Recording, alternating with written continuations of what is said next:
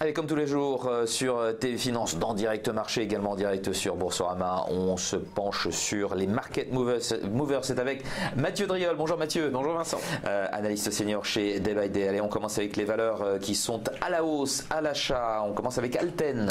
Alors, à la hausse ne veut pas dire à l'achat d'ailleurs. Alors, à la hausse. À la hausse, Alten effectivement progresse très nettement. 3,78 ouvre un gap haussier ce matin.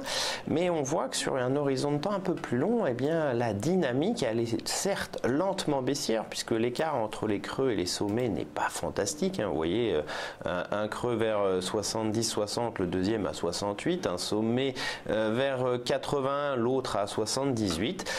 Actuellement, on considère ici, donc on a cette lecture ici en impulsion baissière, une phase de reprise, alors certes violente, puisqu'il y a ce gap et cette très violente progression, mais tant qu'on va être bloqué sous 73 €, ça restera du domaine de la reprise technique.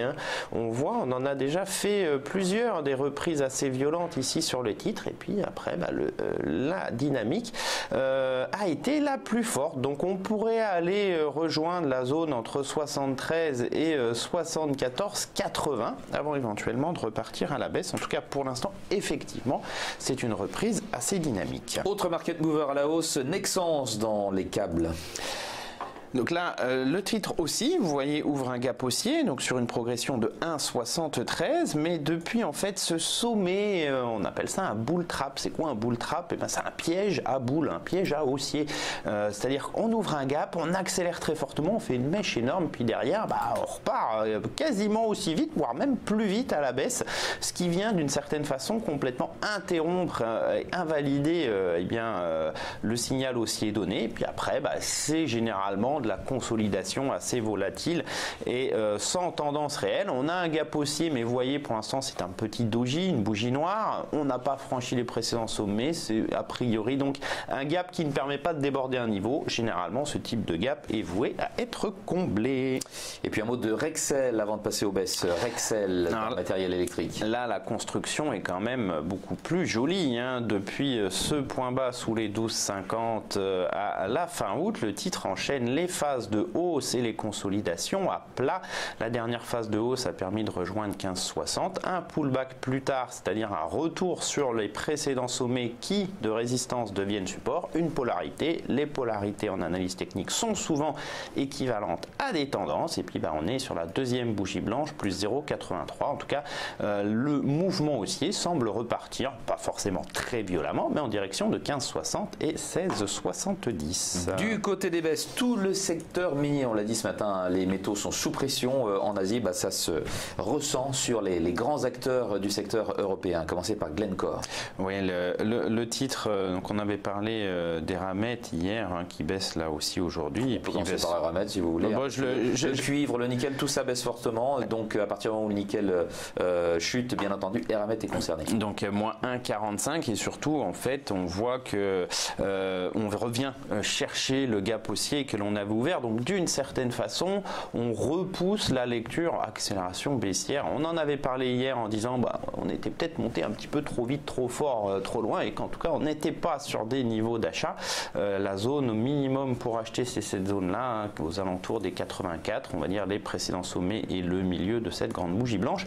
Ça pourrait être un peu plus rapide que prévu, alors attention aussi, puisque vous le voyez, si je prends l'indicateur MACD qui est un indicateur de tendance calculé sur des moyennes mobiles, donc un indicateur assez long, il présente une divergence baissière. Alors qu'est-ce que c'est qu'une petite divergence baissière?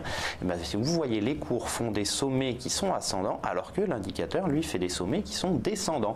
Ça traduit généralement un épuisement de la tendance haussière, très très nette pour le coup, sur Eramet. Si on bascule les géants anglo-saxons donc sur les autres, vous voyez là aussi, par exemple, si je reprends le MACD, vous voyez l'impact de la divergence baissière qui est déjà en cours. Donc les sommets qui sont ascendants et qui sont descendants sur l'indicateur, pour l'instant, on enchaîne plutôt depuis quelques semaines des creux et sommets descendants avec ce retracement de 62% à 367,20 qui provoque pour l'instant une ouverture en gap baissier, moins 1,94. 314 et avec un risque ici de revenir sur le dernier creux notable 327. Ça pourrait aller assez vite. On a quand même généralement pas mal de volatilité dans ce secteur. Si on regarde BHP Billiton, et bien là aussi on a fait un bull trap, donc un piège à haussier, on fait un nouveau plus haut, on ne parvient pas à accélérer, puis derrière on revient très très rapidement sur le support majeur à 1334 pence. Ouverture ce matin en gap baissier, on revient quasiment au contact de ce niveau. Attention parce que ça pourrait être le début d'une formation de retournement en tête-épaule qui pour le coup serait nettement plus dommageable si on clôturait sous 1334 ce soir. Parfait, merci beaucoup Mathieu pour ce point très complet sur les market movers du jour. Mathieu Driol, analyste senior chez Debaï. À demain.